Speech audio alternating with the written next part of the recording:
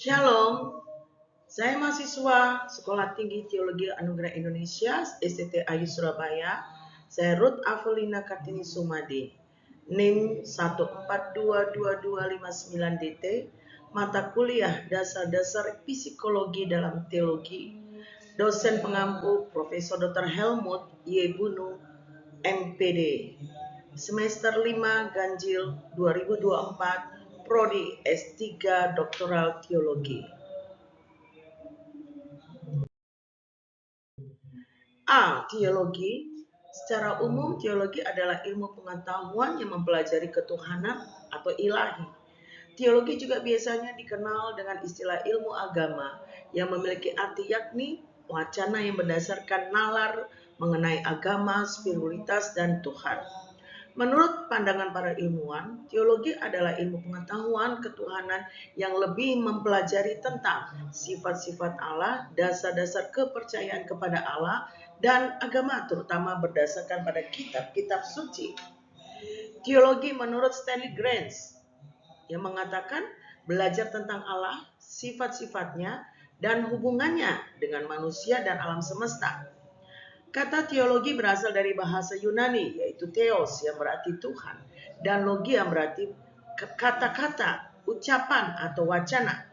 Kata kuncinya belajar, perubahan perilaku, memahami makna, memberitakan, penguatan iman, Tuhan, sifat, hubungan dengan manusia, dan alam semesta. Psikologi merupakan ilmu karena telah memenuhi syarat sebagai ilmu, yaitu memiliki objek yang dapat diobservasi, memiliki metode ilmiah, dan tersusun secara sistematis. Dan objek yang dipelajari psikologi adalah perilaku manusia, baik perilaku kognitif, afektif, maupun psikomotorik. Adapun fungsi psikologi adalah sebagai berikut. Fungsinya deskriptif. Fungsi psikologi dalam menggambarkan objek formalnya secara lengkap, benar, dan jelas. Kedua, fungsi prediktif. Fungsi psikologi dalam membuat perkiraan yang dapat terjadi di kemudian hari berkenaan dengan perilaku manusia. Fungsi pengendalian. Psikologi untuk mengarahkan perilaku manusia pada hal-hal yang diharapkan dan menghindari hal-hal yang tidak diharapkan.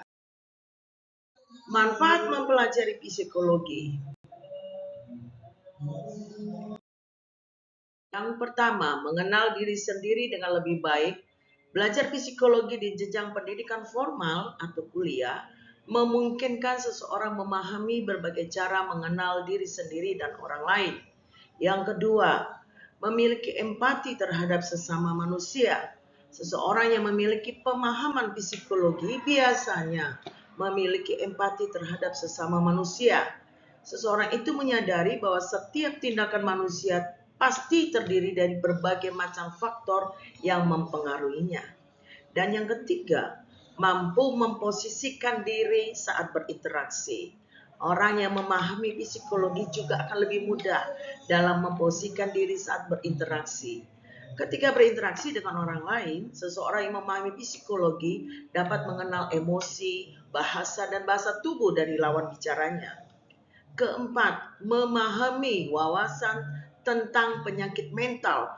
Mempelajari psikologi juga membantu manusia untuk memiliki wawasan tentang adanya penyakit mental. Layaknya penyakit fisik, penyakit mental juga membutuhkan perawatan agar jiwa seseorang tidak semakin terluka atau sakit. Yang kelima, tidak menjustifikasi orang lain tanpa alasan. Mempelajari psikologi dapat membantu seseorang untuk belajar tidak menjustifikasi orang lain tanpa satu alasan. Hal ini dikarenakan psikologi itu memiliki penjelasan rinci mengenai sebab seseorang berperilaku atau mengambil tindakan dalam kehidupannya. Yang keenam, mengenal faktor pembentuk perilaku manusia. Psikologi membantu manusia mengenal faktor pembentuk perilaku seseorang. Psikologi menguraikan segala hal yang dapat mempengaruhi perilaku manusia secara ilmiah. Ketujuh, sarana untuk mengembangkan pemikiran kritis. Belajar psikologi artinya mempelajari metode ilmiah, pengambilan keputusan, serta pemecahan masalah. Oleh sebab itu, psikologi juga memiliki manfaat sebagai sarana mengembangkan pemikiran kritis. C. Pembahasan. Peran teologi bagi remaja Kristen untuk masa kini sangat penting dalam kehidupan anak-anak remaja Kristen, baik dalam meningkatkan moralitas, memperkuat iman, dan mengembangkan hubungan dengan Tuhan.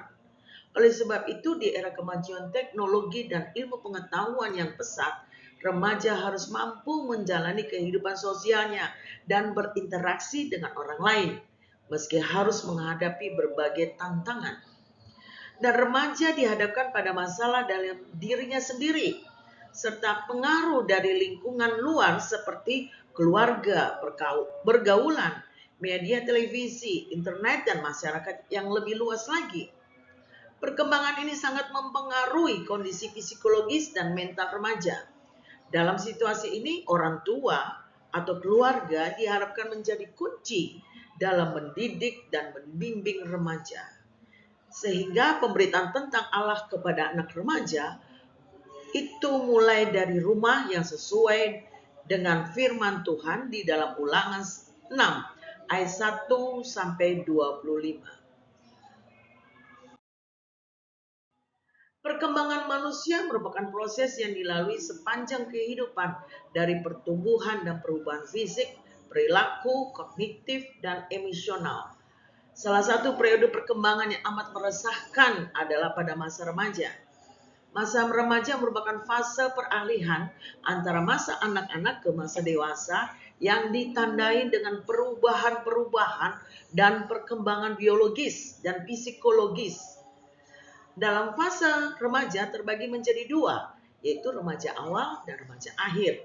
Remaja awal berusia 12-17 tahun dan remaja akhir usia antara 17 sampai 21 tahun.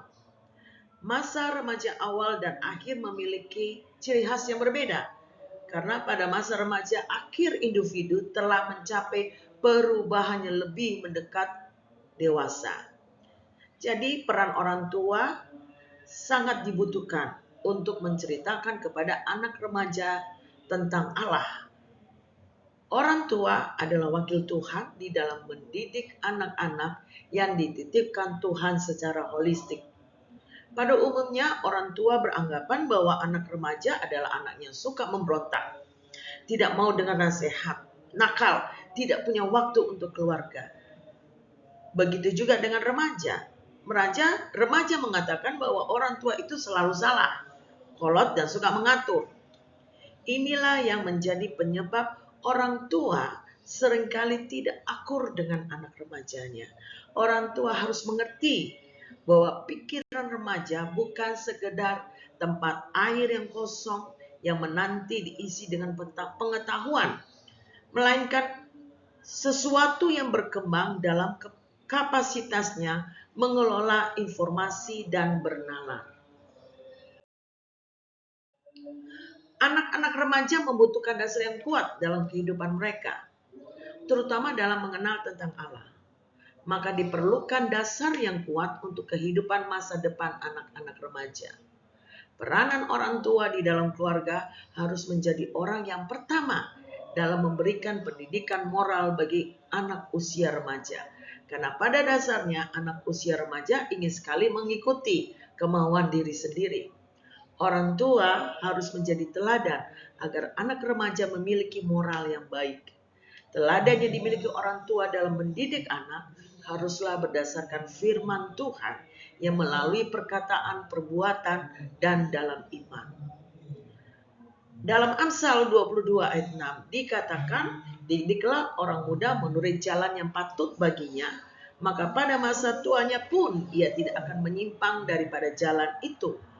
Artinya ada tanggung jawab yang harus dilaksanakan orang tua, sekalipun anak remaja tersebut tidak suka pendidikan yang diberikan orang tua.